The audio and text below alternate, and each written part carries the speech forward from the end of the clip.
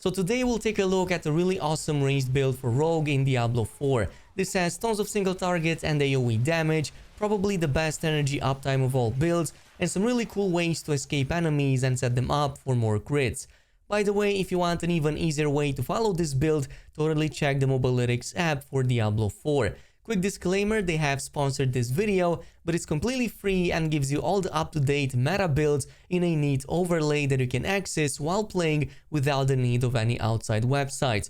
Everything is broken down in a very convenient format to see exactly all the skills, legendary powers, and even the stats you should be looking for on each individual gear piece. So definitely join the other 10 million players who use this app daily using my links down below, and those who download the application right now will enter a massive Diablo 4 giveaway. This includes for a statue of Inarius, a statue of Lilith, and 10 Diablo 4 Collector's Edition.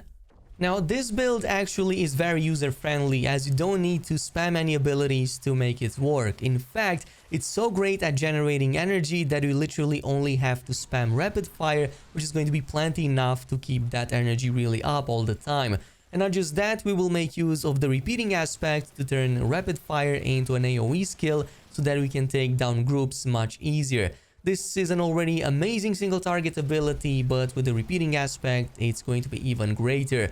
I also enjoyed playing quite a bit with the double imbuement from the poison and the shadow, so I'm using both of these for both single target and amazing AoE. And not just that, I really wanted a stealthy rogue endgame build, so I found a way to make concealment work really well with this one. It's a great disengage, making you unstoppable, but it's also going to give you a guaranteed critical chance at the end of it. So let's go over the skill tree. This is how it looks like, by the way. You can go ahead and copy this down or just check the links down below for the build planner. Now, the only reason I even have puncture here is either to use this in the early stages if you want to, and also to be able to reach the second node. Otherwise, in the end game, I don't even use this skill anymore, and that's because rapid fire is plenty enough to both deal damage and also generate plenty enough energy. And that's mainly because of the improved rapid fire, which gives us 15 energy per cast of rapid fire whenever we damage a vulnerable enemy, and we will constantly make enemies vulnerable with the exploit glyph that we will check in just a little bit. Outside of that, of course, we will fight quite a bit in close range, so I still think there's a case to be made for sturdy and siphoning strikes. There are tons of scenarios in which enemies get close to you, so you can still benefit from the damage reduction and the heal on hit. Otherwise, you can skip those if you want to. Now, Shadow Step is going to be one of the main ways we will stun and also become unstoppable so that we can escape CC, which there's plenty of in the end game. Obviously, Weapon Mastery, every build for the Rogue should have this. Otherwise, as I've said, I went with Concealment and I really wanted this to kind of complement my build. So I think that countering stealth helps a ton with this, since it guarantees that we will perform a critical strike once we exit the stealth or the concealment skill. And not only that, concealment as a skill in general is amazing at just disengaging from enemies, repositioning yourself for maybe a better shot if you want to group them up, or just to heal up and escape a little bit in case you're in trouble. It goes without saying that we also picked Exploit and Malice for the additional damage to all types of enemies, and in terms of the imbuement, we went with both Poison and the Shadow.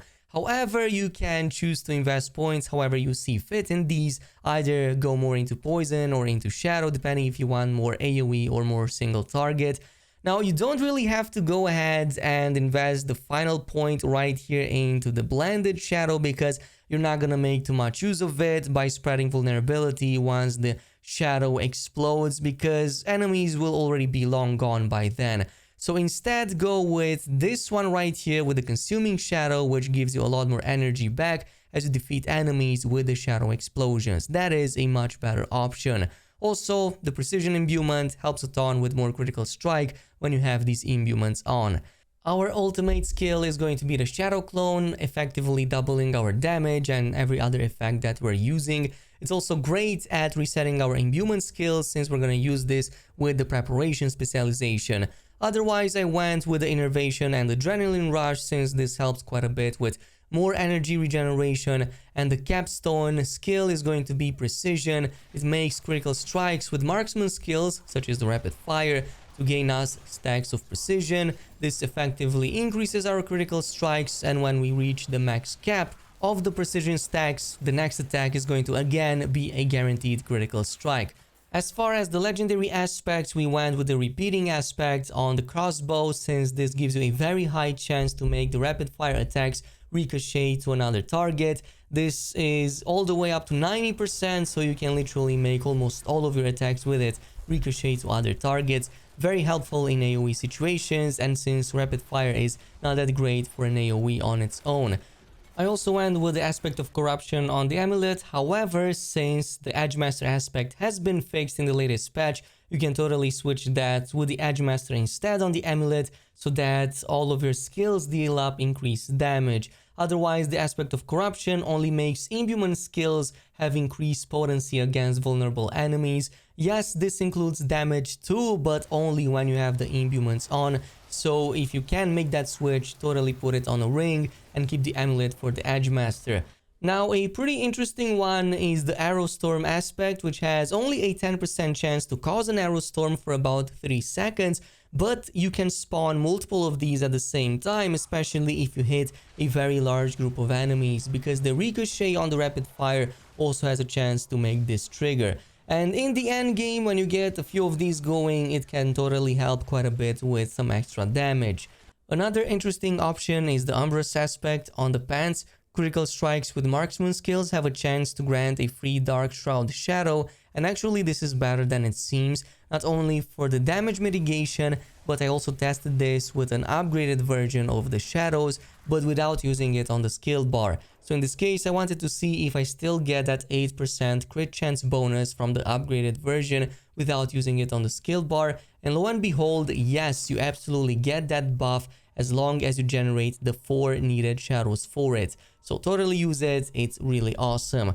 Outside of that, aspect of synergy helps us a ton to further reduce the cooldown on concealment whenever we use that shadow step, and not just that, we now have 2 charges of shadow step with the Ravager's aspect on our boots. However, there's an awesome unique item that can provide you another shadow clone, and that's going to be a glove, though this will replace the previous aspect. So it's called the Grasp of Shadow, and if you're lucky to get this is actually awesome, because whenever you damage a vulnerable enemy with a marksman or cutthroat skill, it has a pretty good chance to summon a shadow clone that mimics your attacks. So essentially, whenever you deal damage with the rapid fire, which has a lot of attacks baked into it, you have a very good chance to also summon a shadow clone of yours, which further doubles that damage. So every single time you do this, there's a decent like 30% chance to constantly do a double damage compared to whatever you're doing up until that point.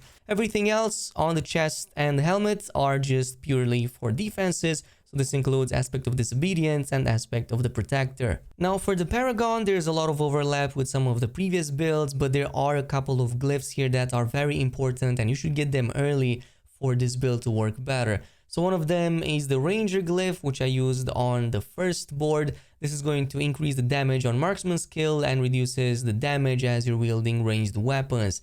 Another really great one to both increase damage against vulnerable targets and to spread vulnerable debuff is the Exploit glyph, which I placed into the second No Witness Paragon board. This actually helps a ton to make enemies vulnerable, and as I've said, rapid fire will give you a ton of energy back when you shoot enemies that are vulnerable. Plus, there are a few rare glyphs in here that further help you with damage against elites or damage against healthy enemies. Totally grab it. The third one is the Eldritch Bounty board. This is something I use with the Combat glyph. It just increases the core skill damage, and it also makes skills that critical strike to restore energy cost. So that further helps you with the upkeep even more. Fourth one is Exploit Weakness, and I went with the Efficacy rare glyph. This helps a ton to make the imbuement skills have increased potency, so that includes damage as well. Plus, there are a couple of nodes here that increase vulnerable damage and damage against enemies that are injured.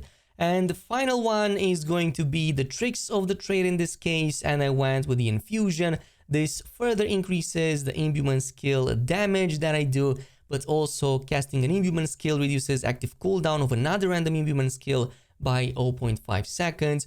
Since we use both poison and shadow, it helps a ton to reduce the cooldown from one to the other as we alternate between them. As far as the playstyle goes, it's actually pretty straightforward. You just activate Shadow Imbuement, go into a very large pack of enemies, and just unleash as many rapid fires as you can, deal that damage, and just delete everything. If anything still survives, you can switch to the poison right after Shadow is done, deal damage, and further help with the reset on the Shadow Imbuement.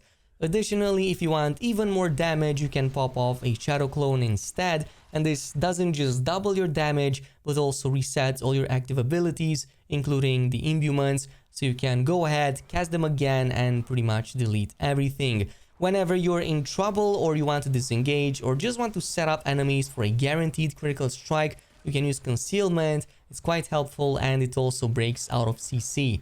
This is pretty much it with the build. However, there's gonna be more coming up for the Rogue, including a perfected penetrating shot that I've been playing with in the past couple of days. Deals over 1 million damage per each enemy. It's absolutely crazy. So if you want to see that, let me know down below in the comments.